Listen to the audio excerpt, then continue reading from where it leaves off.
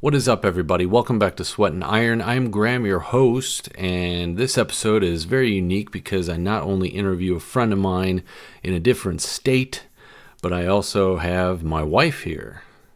Hello. Everybody, welcome Connie. Welcome, Connie.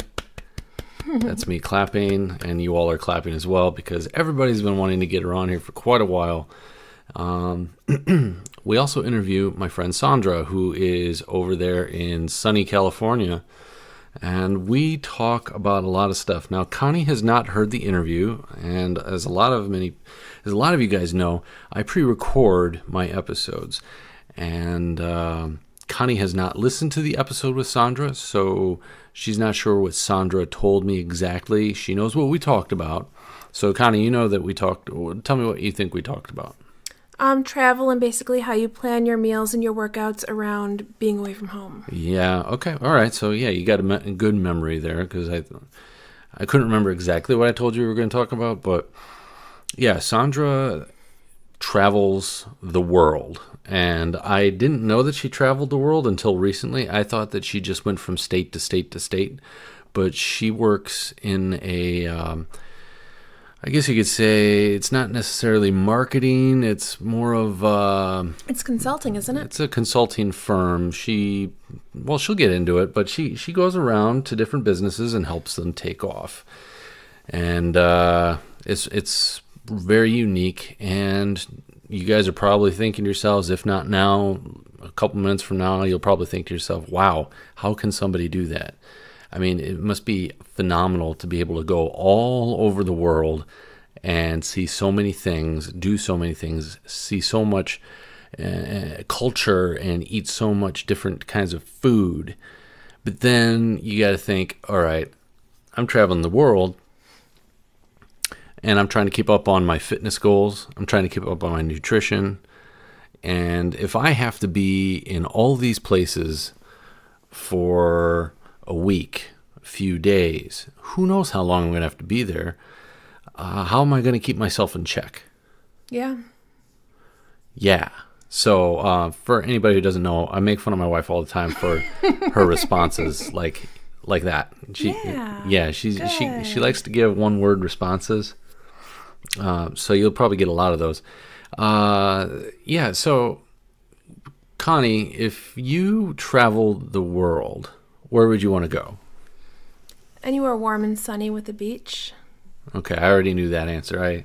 I should have seen that one coming. Can you name your top 5 places you'd want to go to right off the top of your head without like giving deep thoughts about it?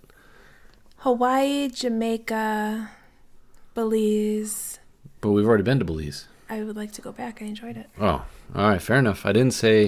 I guess I didn't specify go to places where you've never been, so just keep on going. Okay, if you want places I've never been, then Italy and Germany. You can't. Okay, all right, fine. I'm glad you only went the extra 2 instead of adding on to it, because then it would have been more than 5, and then I'd have to disqualify you. I'm following directions. Okay, very good, very good. You stayed inside the lines. Yes. Yes.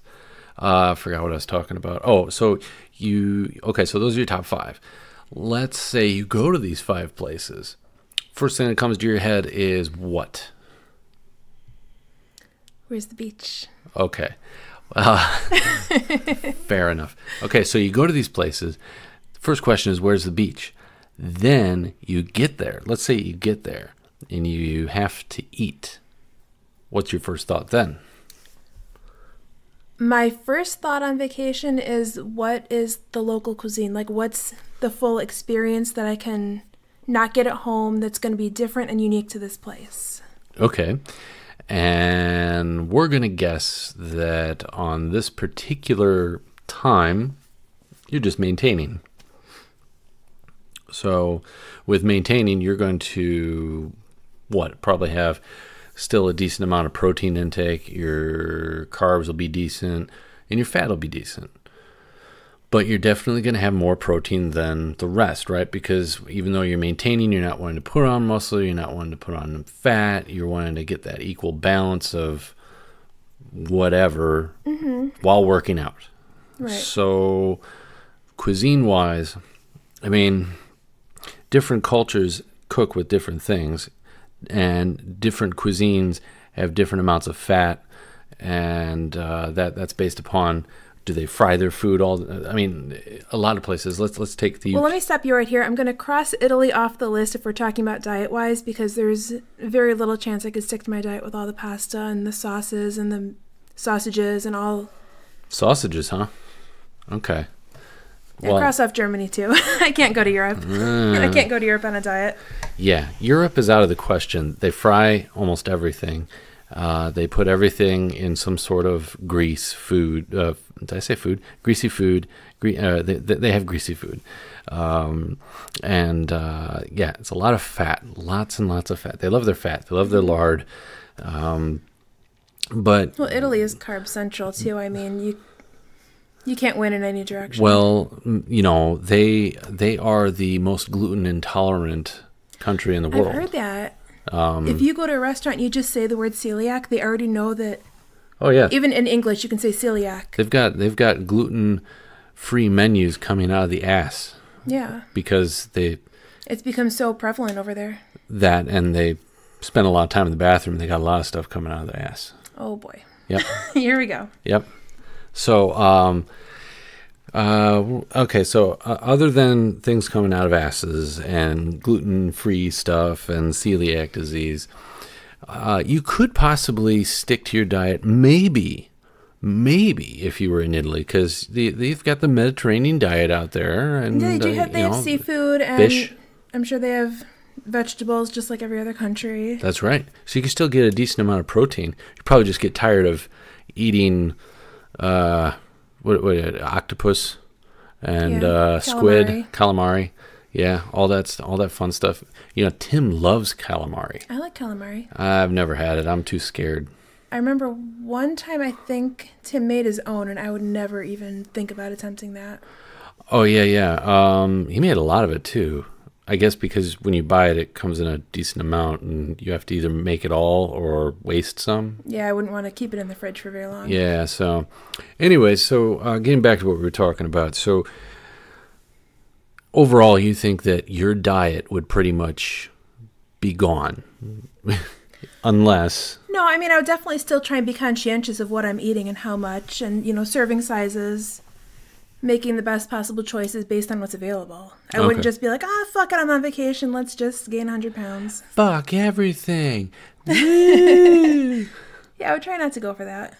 I want the beaches. Fuck my diet. I forgot to tell you, I poured some bourbon. I haven't had any yet, though. Hey, I'm having a Moscow Mule. Cheers. All right, so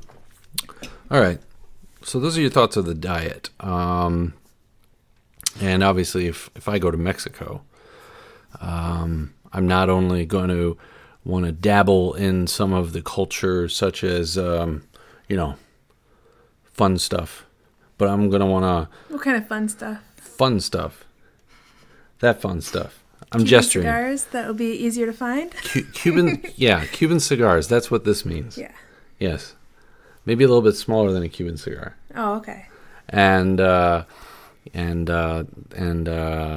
probably the diet might go a little off the rails. I'm not sure. Tortilla shells, corn shells. I know that a lot of stuff is corn. Mm-hmm. I don't know if they do the wheat tortilla down there. Maybe they do. They do, but I think it's mostly flour. It's mostly corn. Mostly not so corn. Much flour. Yeah, because that would be the tortilla shell. Yeah.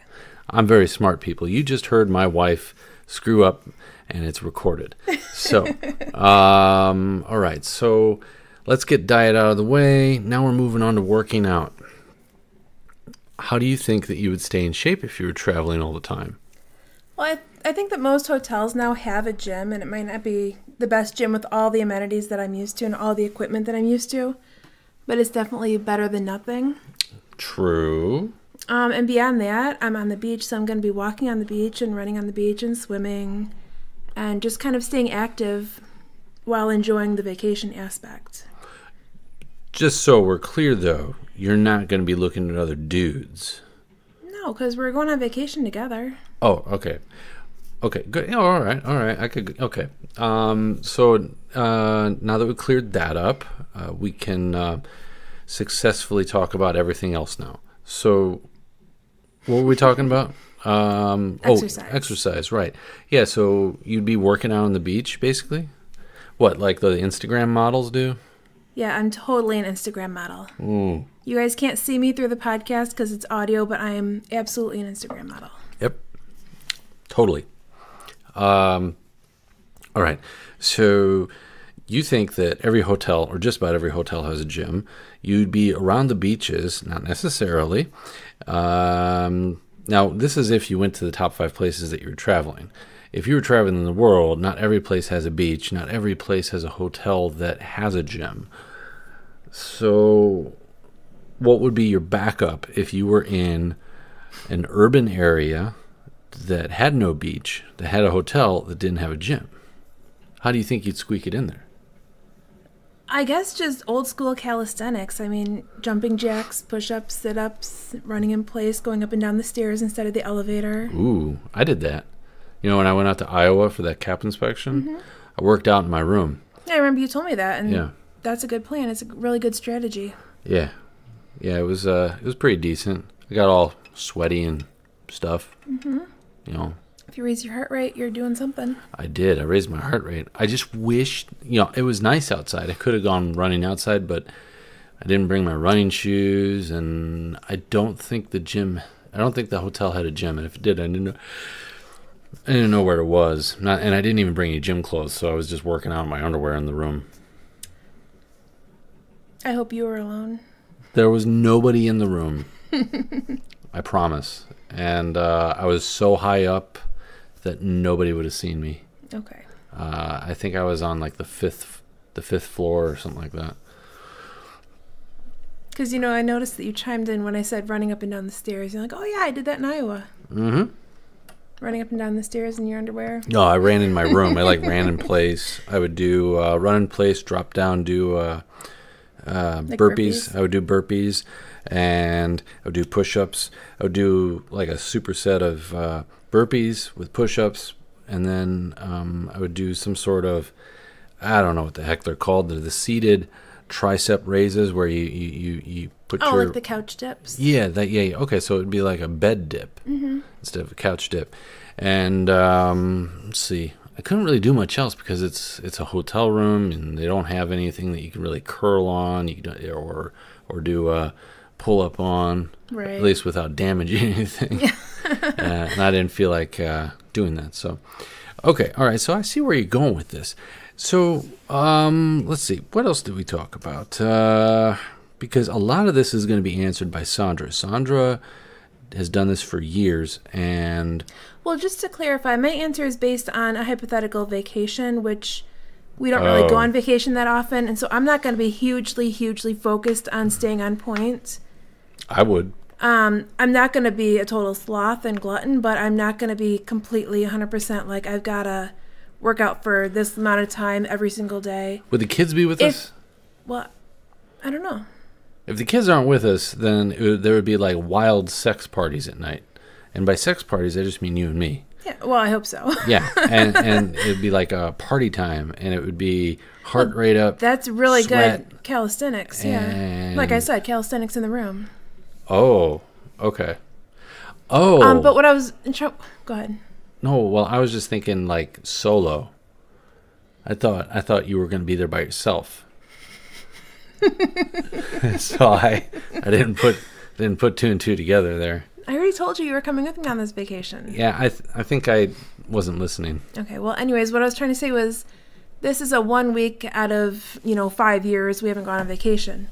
If I was like Sondra and I traveled regularly for work and it was a consistent, ongoing thing that I had to keep up with, I would be a lot more focused, and I would probably ask Sondra how to stay on point better.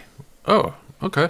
All right. Because, you can take 1 week off and not really focus quite so hard. Good. Whereas if it's like every couple weeks or how often she travels, you can't really screw up that often. Well, let me tell you that she has told me that it can be very hard on your routine. It can be for keeping in shape, for keeping up with your nutrition, and just flat out everything, life in general, because she has to go to places that she totally has to reset her body clock on things. Oh, I'm sure that's... And sometimes it's only 48 hours, and that'll really screw her up. Oh, God. Yeah, I'm sure. So, I mean, it's on one hand, it's a really amazing job that lets her see things, do things, but on the other hand, it's just got to be so nerve-wracking sometimes to be like, okay, I got to go there. I'm going to be back on this day. And then you got to think about when she gets back, she's got to get back into her regular lifestyle because she's got kids. Yeah, she's a got mom. a husband. She's trying to do all the things. Her kids are in sports, so she's a sports mom. She's constantly traveling for just the sports, and she's got to keep up with whatever her husband's doing.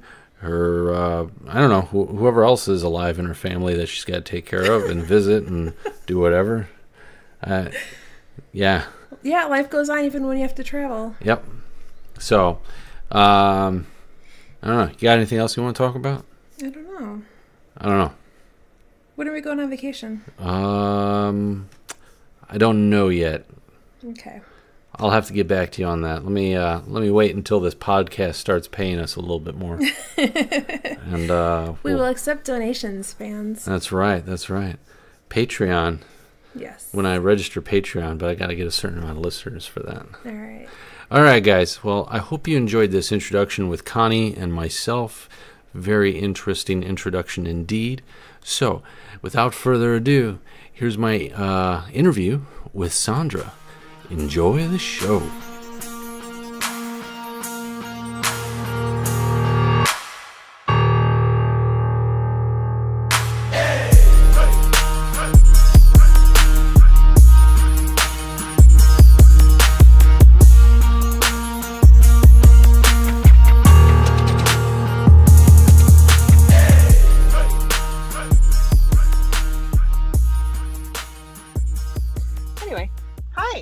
Hi.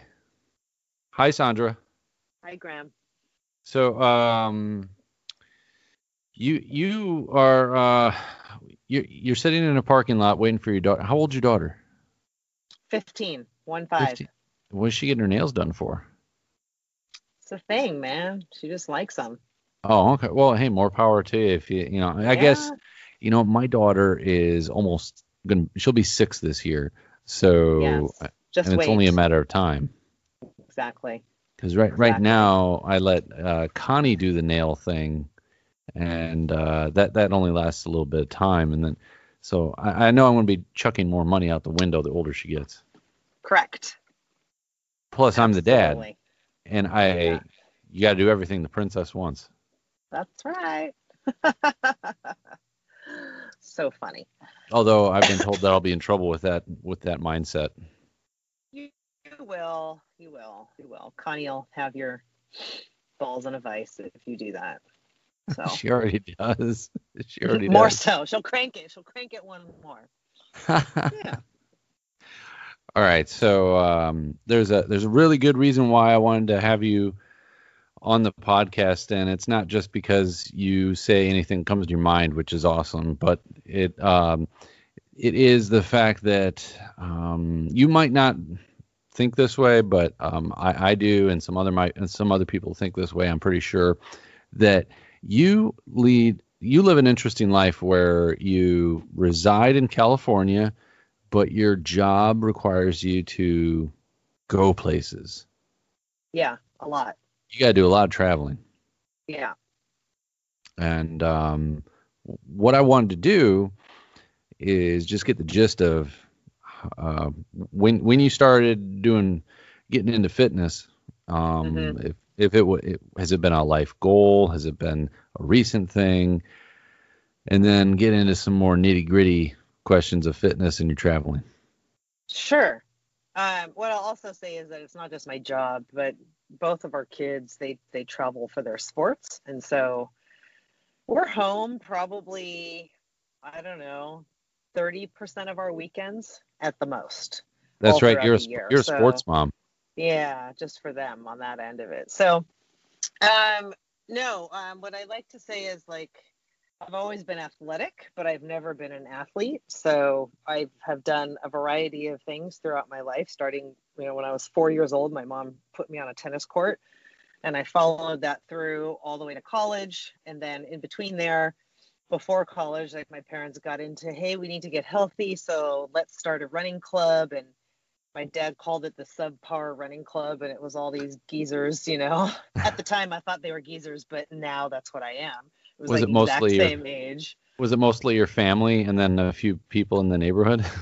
Yeah, like old, longtime family friends. It was what they would do to kind of get together. It's like, hey, let's go over to this reservoir and go for a run. Let's do the Beta Breakers, and they would all kind of get together. So it was a social thing. It's not a bad idea. Thing.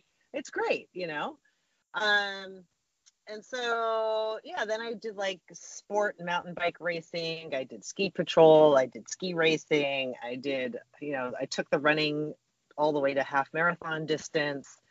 So I've always been, just sort of active, but never really serious about anything. And then got married, had kids, and everything pretty much ground to a halt because it wasn't anything that I was in the habit of.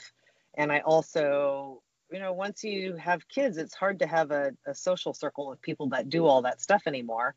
Things get put on the back burner. They do. And unless it's already a habit, it's something that's really hard to just all of a sudden start up. So I was working a ton, traveling for my job then also when the kids were young. And so it was just like, whatever, I'm not dying. I can walk upstairs. I'm good.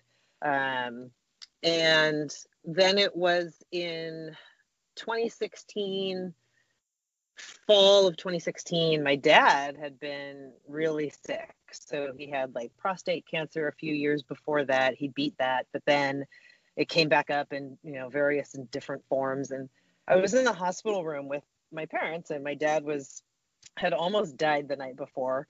And he's 83, 84 at the time.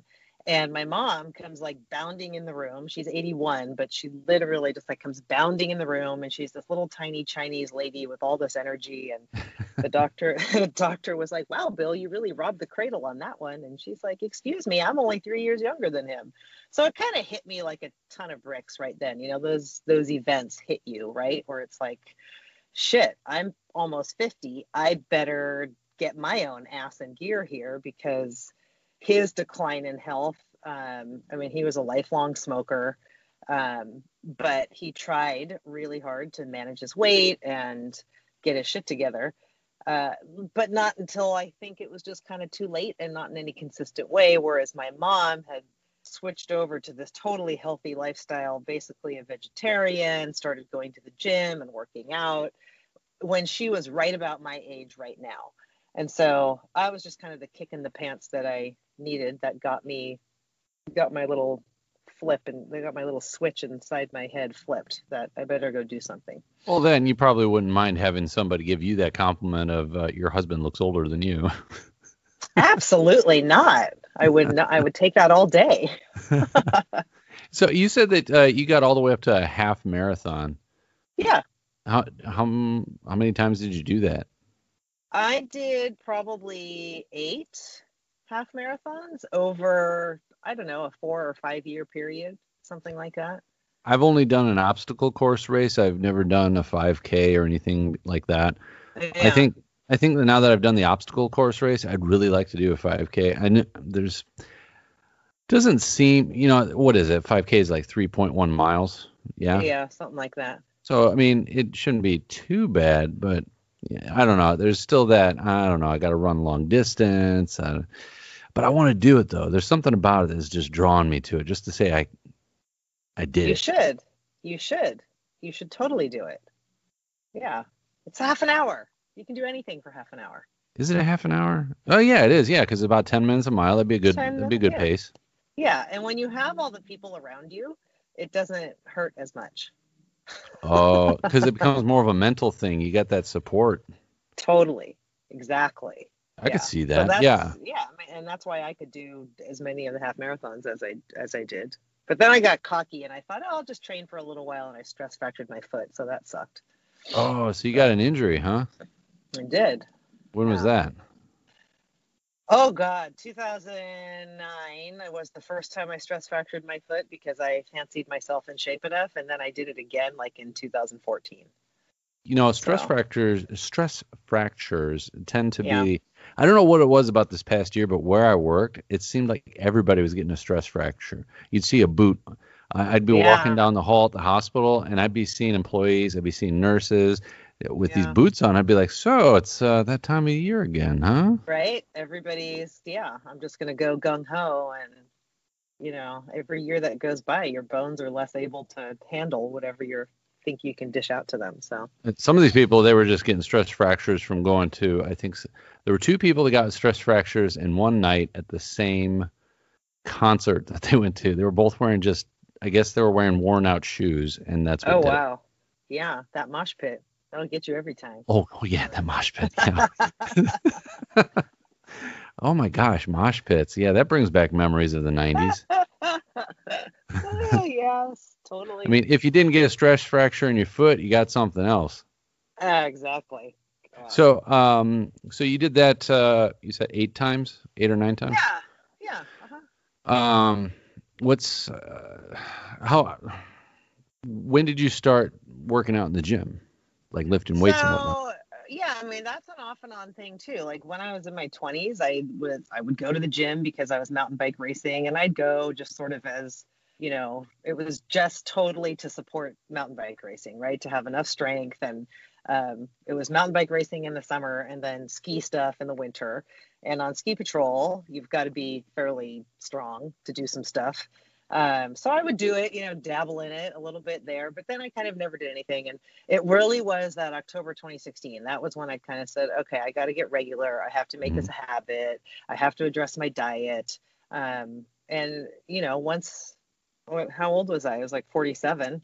It's stuff happens a lot slower, and you have to be a lot more focused. And I think I'm 5'10", and all through my 20s and 30s, I had the blessings of a great metabolism, the height to really hide all your weight. And then it was with you. It was a rude awakening. I was like, holy shit. You just wake up one day and you're like, well, where'd that come from? Pretty much. Like, I've weighed 150 my whole life. How can I weigh 175 right now? Holy crap. Wow. Yeah. There's something to be said about that 25 pounds when you lose it, though. You go to the gym and you pick up a 25-pound dumbbell, and you're just like, this is how much I lost over the past year. Exactly. It's amazing. It is. So you said that you were doing some mountain biking and some skiing? Yeah. So yeah. You live in California. You live in San Jose, which whereabouts is that in California? It's like 50 miles south of San Francisco. And does that put you in prime real estate for pretty much doing a lot of cool stuff? Mountain biking, hiking. Yeah. I mean, you can do all that within, 20, 30-minute drive. And then skiing, depending on where you go, between 3 and 4 hours for Northern California. If you're going to go to Southern California, then it's a 8-hour haul. But so Northern California. I skied in Northern California. What's your favorite thing to do then for fitness in California? Oh. I mean, if you could pick one thing right off the top of your head. I would ski. Ski? Yeah. I've never been able to ski. I always fall over. Yeah. No, I at the peak of skiing in my life, I was doing 50 days a year. So it was a lot. It was every weekend. Then again, I haven't been on skis in years, and now that I've been working out and I've worked on my core balance, maybe I'll see better. I could probably do better now. You should. And the skis these days they make it much easier to ski. It's not all about, Joe Cool has the longest skis. Now it's like manageable, curved. So they're good. Yeah. You should go. I've reached the age now when I can say back in my day, skis used to look like this and feel like this. Right? I'm at that age now, Sondra. Yeah. Yeah, it all happens to all of us. Yeah. Exactly. You wake up one day and you just start talking that way. I'm at work one day and I'm talking that way. And my boss, who is like my parents' age, goes, "Are you really saying when I was back in my day?" And I'm just like, "Oh, I totally did." Exactly. And then now help it. He's laughing at you. He's like, "You know nothing." You know nothing. Yeah. Oh, it's a woman actually, well, actually, I have a guy boss too. It's like the boss of the boss. He's my boss still. But the other thing is, like, when students start coming in, I can say, when I was your age. Yes, you have no idea, young puppy, what your You life is have, going to be like. oh yeah, Yeah, you have no idea what you're walking into. that's right. That's right. Let me teach you a thing or two, That's young right. man. Yeah.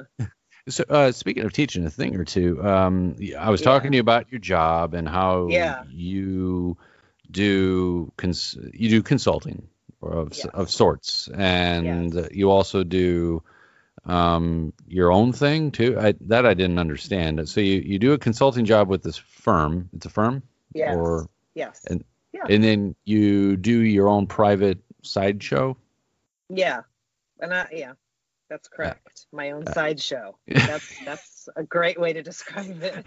You is it? I pay don't know. $5 to see the funny lady in the tent. Yeah, Yes, as I my as I was saying, sideshow. my boss always gives me weird looks and everything. I've said that in other episodes. My boss says that I'm amazing with words. So if I described it inaccurately, I'm sorry. It's great. It's very, visual. That's good. Mm, uh, no, but so yeah, I mean, yes, I work with a consulting firm. There's a guy who I'm partnered up with. We've known each other for 20 years. He's done some amazing work, written a couple of books, and he just does great work to help companies understand how employee cultures really work and what managers, leaders, companies need to do to get emotional commitment out of their employees and stop okay. whining about pay and all that stuff. So that's super fun. And then for my whole career, whether I was, inside a company or outside of a company consulting, I've always kind of specialized in leadership and management development. So there's a lot of companies out there right now, especially here in California, Silicon Valley, where you have startups and they're just like, we don't know what to do. Everyone was so happy a year ago. Now they're all pissed off. And I'm like, yeah, well, because you have more people and it's confusing. So let's talk about how to fix that. So that's what Nice. I do. Yeah. Yeah. Um, that actually sounds like it could be pretty fun. I mean, depending on the company you go to, it's just feeds your knowledge of how people are doing things in different businesses, and Yeah. I've I learned a would. lot about industries I never thought I would know anything about. Absolutely. Healthcare, satellite, gigantic satellite companies, and all sorts of stuff that I never thought I'd learn about. And the good thing about consulting is what I do is try people. And as a consultant, I can kind of go in and say, here's what you need to do. You know what you need to do, but if you don't do it, I don't care because I got paid anyway. And I'm not reliant on, stock price going up as an employee or whatever, because Mm, behavior change is hard. No matter if it's the right thing to do 8 ways from Sunday, it's a very hard thing for people to do. So yeah. it's good to learn about all that. Like, what are the levers that you can pull to help people change? Uh-huh. So, yeah. So this job, both jobs actually, your personal one or Mm-hmm. your sideshow and Mm-hmm. and the firm, they require you to travel, whether it's in the United Yeah. States or Yeah. recently you've is going to South Africa been the only time you've had to go outside the country? Oh, God, no. So you travel worldwide. Yes. Oh my Yes. goodness. So Yeah.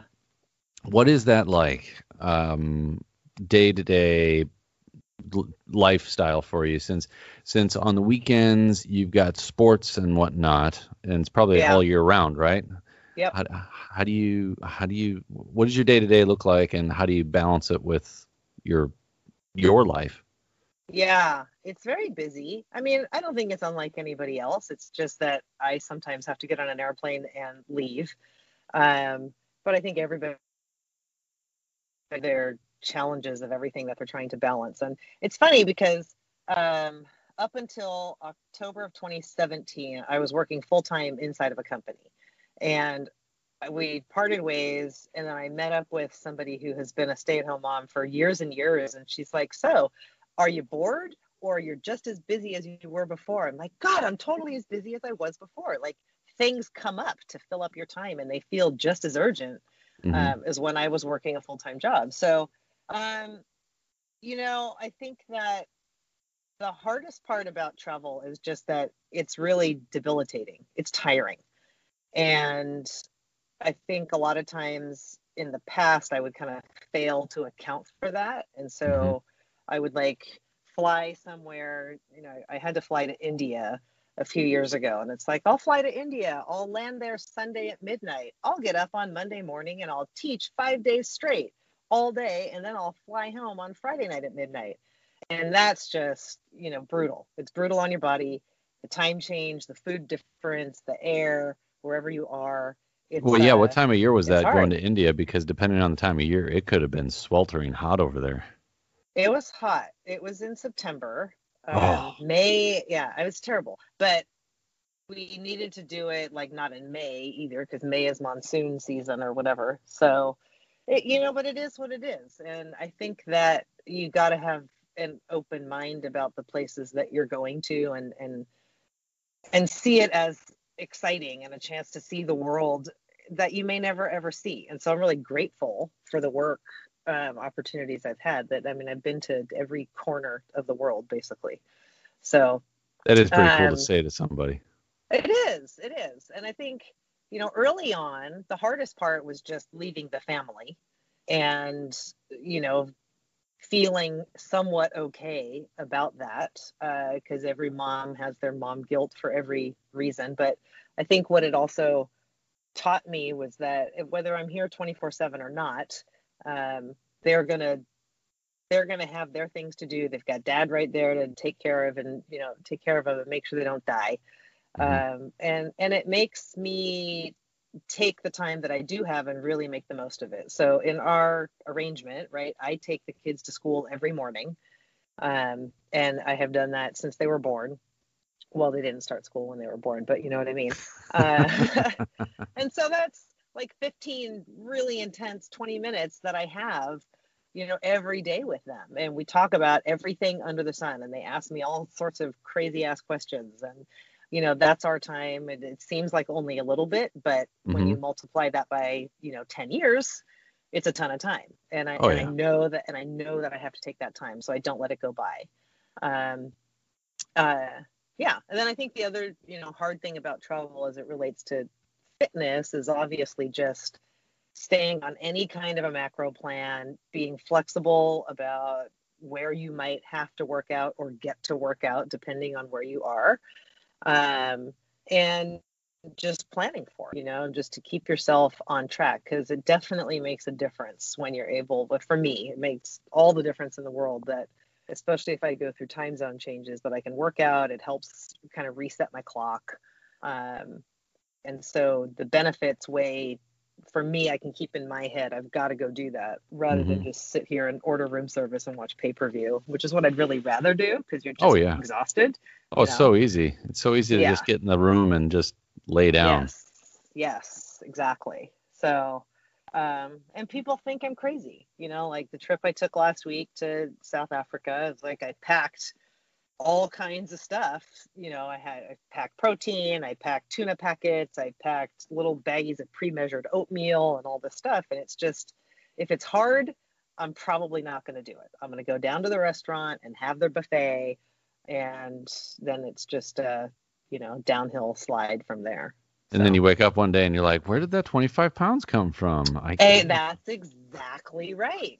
Exactly right. I can't remember. Yes. Yeah. So let's step back a little bit and talk about, you woke up one day and you were no longer 150. You weighed in, you were around 175. Yeah. What did you do? Have you always done calories and macros, or did you go through some fad diets? Did you go through, what have you done? Yeah. So, for the longest time, it was just easy for me to say I had a basic understanding, zero anything official numbers or counting or, how much do I need to eat or what's my TDEE, like no clue. But I could manage it myself by eating generally healthy stuff. I'm really lucky that my parents raised us in a generally healthy household. So I knew how to prepare vegetables. I knew how to prepare lean meat. And so I could always kind of self-monitor. And I always knew, like, okay, if I have a, 20-mile bike race or something, then I've got to eat more today. And I'm going to be hungrier tomorrow, and it's okay. And sort of the philosophy in my house was always, you eat You exercise so that you can eat more. So hold on. Oh, there she is. She found me. And so I never really had to do a lot of monitoring. And then it wasn't until then, that 2016, that she's getting in the car. How do they look? Ooh, I like them. I'm on the phone. Those are cool. Yeah, you like my headphones? Yeah. Thanks. Was that a genuine compliment? Was that a genuine compliment? Nice. From who? From her or from me? her? Yeah, totally. Nice. Yeah, and her nails came out very nice. They're pink. Oh, I figured they're not too stabby. They're not too stabby. Stabby? Oh my gosh. That's a thing. They get these nails that are like stabby. Well, you got to defend yourself. Hers aren't stabby. Although, if you wanted them to be, they probably could hurt someone. So. So Christian. So I never did any. I did one fad diet. I did Atkins after Kaylee here sitting next to me was born. So I gained like 42 pounds, and I was like, oh, I gotta do something here. And so I did do Atkins, and it worked. I lost like 25 pounds in 2.5 months. I ate a pound of bacon a week, or maybe 2. Oh. But that was the only fad diet I ever did. I mean, in my head, I know, you got to do the work. You got to do the work. There's no fat belts. There's no magic celery juice or whatever. So it wasn't until 2016 that I did sign up for a little thing that came across my Facebook feed. And it was like a 15-day free challenge. And I said, I'm just going to do it. I like the lady, the trainer on this program. And so I ended up signing up with them for that was October 2016. And then in August of 2017, I was one of their like transformation winners. And it was just by sticking to the plan that she put together. But it was, regular workouts that were 25 to 60 minutes long, depending which program you were signed up for, and meal plans that were pre-programmed macros. So that was where I first started even thinking about what is macro planning. Oh, okay. Yeah.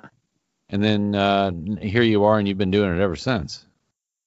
Well, yeah, I took a little break that I'm paying for right now, but yeah. Yes, now I've been doing it ever since. Are you back on track? Are you driving around now? No, we're sitting here. She's just listening to me. Oh, okay. Because you were cutting in and out at that last part there. Oh, sorry. It started raining. Okay. Oh, we can blame the weather. That's okay. Yeah, maybe it was just the rain. It rains in California? Oh my God. Yeah, every 5 years. Every 5 years. You guys mark it on the calendar. They do. Nice. It's an occasion. So when you go and travel, do you look for a gym in the hotel? Yes, or at least that. If not, can I find some place to go, whether it's a lame Planet Fitness or something else that's available. How do you do that? Are there gyms that allow you to just show up and pay for your day? Yes. Yeah, and actually most of them, if you're just really nice, they'll just let you show up and use their facility. Don't even pay. Some places you pay $25, they'll give you three-day access or something like that. And other places, a lot of them, they're just like, sure, just come in. Okay. Interesting. So, yeah. And so, before I go, wherever it is I'm going, I'll just get on Google and kind of say I'm staying here and find a nearby gym, and it'll populate because they're everywhere. And that way I know what my options are when I get there. And do you have a home gym as well? I do. I don't really go there very often. I do everything just in my house. Oh, that's what I mean. Do you Is have that what you meant? Yeah. Yeah. Okay, so you belong to a gym and you have stuff at home as well. Yeah, but I just do everything at home now. I mean, I went there for a little while, and then I'm kind of like, I'll just stay at home. It's easier. I can do it on my own schedule. So. All right. I've had a question that has been burning for a long time, and I think I know I need a pill for it. I know, but if I ask you this question, I really got to know the answer, and that is: sometimes you work out with these weights that are square looking. What are those? Those are my toasters. What? They are. Don't they look like toasters? They look very futuristic. I don't know. They're power blocks. Oh, So Bowflex has a set of adjustable dumbbells. You've probably seen those. yes. Maybe. Yeah. All right. So Power Block is just another company that came up with adjustable dumbbells for people who work out at home. And I've actually seen them in a lot of CrossFit gyms as well. But they're just, it's a little square thing. And then it comes with little weights that you can add up to, I think mine go 5 to 70 pounds per dumbbell. And then you have a barbell adapter, then they have a kettlebell adapter. And they were handy when I'm thinking home gym. I don't want to have a ton of stuff all over the place. So Oh, that's why I went that way. Yeah. They're Power great. Block, the world's best dumbbell. Did you just Google it? I totally just pulled it up while you were telling Yeah. me. Yeah. They have a kettle block now. I have that. I just got it. Wow. Yeah. That's Yeah, it's great. fascinating. It's super good for your home gym. I mean, they're expensive, but so is everything, Yeah. So I found mine. I just went on the Facebook marketplace one day, and there's a guy who lives 20 miles away. He had to quit because he smashed his hand in some industrial accident. And so I bought him off of him. Oh, that sucks. That sucks for him. Awesome It really for you. does. Yeah, exactly. Exactly. So, but so they're available just like everything, because Mm-hmm. so many people buy this stuff and then they don't use it. So yeah, All right. I So was really happy with those. that makes me feel a lot better knowing that you're not working out with just toasters, because Right. I was worried. Yeah, I no. was thinking, well, you got to be making some decent money doing what you're doing. Why are you really taking home gym to a new level there by Yeah, no, it works good. And then it keeps me from, like, I totally want to get like a whole rogue set of dumbbells, but it's like $1,500 or something, so I'm not going to do it. Mhm. Yeah. So anyway, So John Riley chimed in, Yeah.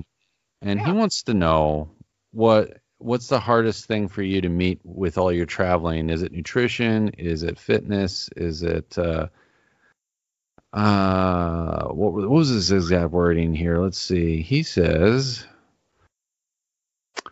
is the traveling harder on the diet, the training, or recovery? yes. Yes to all of it. I think the training is actually the easiest part, because there's always some place that you can go, or you can always just do body weight stuff in your room. I mean, sure, it may not be exactly on whatever your plan is, but you can always do something. So the training is actually the easiest part. The staying on the food plan is super hard. And like this last week to South Africa, on the way there, I lost 10 hours of a day. So I'm like, Mhm. how do I do this? How do I plan for 10 hours that I'm not? Do I just put it in 24-hour chunks? And then my Fitness Pal switched over. Before it was my 24 hours, but it was the clock's 24 hours. And then it's also just, traveling over those distances. You have to drink a lot of water all the time anyway. And I drink a lot of water all the time, and it's really hard on an airplane. But if I was on a plane for 16 hours, so I had to keep drinking water, so I had to keep peeing. So that was a hard part of it. Oh, yeah. And then you get there, and like me, I want to have the best chance of success. So I did pack a bunch of food, because I just never know what I'm getting. I never know what I'm going to get into in a different country, especially like if you go to, England, it's very hard to get like a lean cut of meat and something that's not fried, and vegetables that haven't been cooked into mush. Yeah, So, they eat a lot of fat and fried food over there, don't they? Yeah. And you can find places, obviously, because, there's always healthy options. But if you're working, you tend to go out with your coworkers or whatever, and they don't take you to those places. They take you to, you've got to have bangers and mash and eat the local fare, Oh, yeah, of course. What about fish? I mean, Yeah, don't they you have can fish have everywhere? Yeah, but it's fried. Oh, yeah, that's right. Fish and chips. It's all fried. Yeah. Mm. Yeah. So you just have to, and you have to be willing to be flexible, I think, is the other thing. So, this last trip, I'm traveling on a cut, which makes it really hard, because I'm trying to stick to my cut. And diet's hard, let alone the fact that for me, and I'm sure for a lot of other people, but my digestion just goes wacky, especially when it's over different time zones. I'm a jacked up mess. So I don't feel hungry when I should feel hungry or whatever. And then what was the third thing? Oh, recovery. Recovery. Yeah, I wasn't expecting this at all. When I landed there, I'll just keep using this last trip because it's recent, but when I landed there, I managed to like go push myself to go to the gym and all that stuff, and I did well through the week. But then when I got back, I was not expecting that. Like Monday, Tuesday, and Wednesday, I was just zonked. Oh, I was you're not zapped. yes, and I was not expecting that at all. So, and I think it was just kind of the whole week and the time in the airplanes and everything just took its toll. And so I just said, okay, I'm just gonna rest. Johannesburg is 8 hours ahead of us, right? 10. Well, Well, 10, 10 10, for 10 10 for for me in you. California. Yeah. Right. Yeah. So that had to have really been 10 hours. It's like, do, do, do, do, do. Oh, It's oh. backwards. Yeah. It's Yeah. backwards. Yeah. But so you said you went to India. India is actually they're like almost a day. It's like, It's like the exact opposite. So it's like 12 and a half. It depends where you are, but it's anywhere from, and depending on whether we're on daylight savings time also, but it's anywhere from 11 and a half to 12 and a half hours. Half hour. oh Half wow, hour in there. Yeah, it's weird. interesting. Yeah.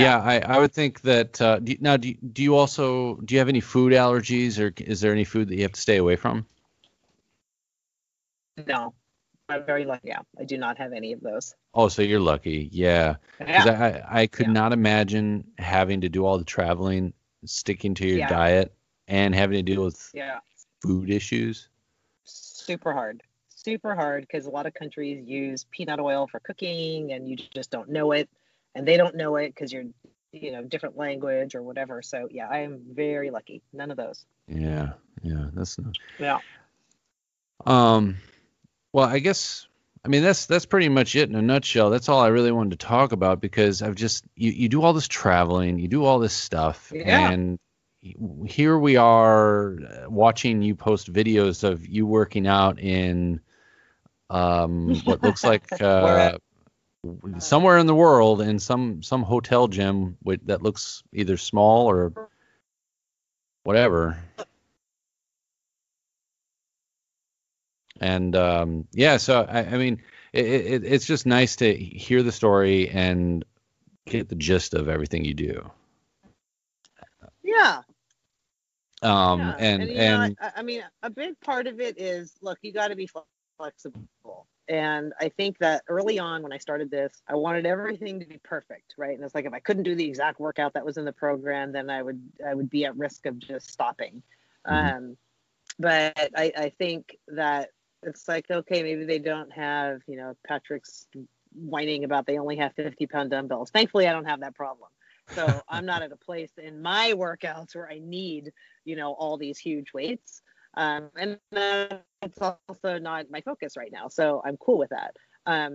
But I think that, yeah, flexibility is a big part of it. And then also it's just it's got to be a habit no matter where I am or what I'm doing. And that it has to be there. It has to start there. And that's just kind of how I've tried to make it be. Also, just posting the videos, it makes me feel like I got to do it. Oh God, I got to do my video because what if somebody says, "Where's your video?"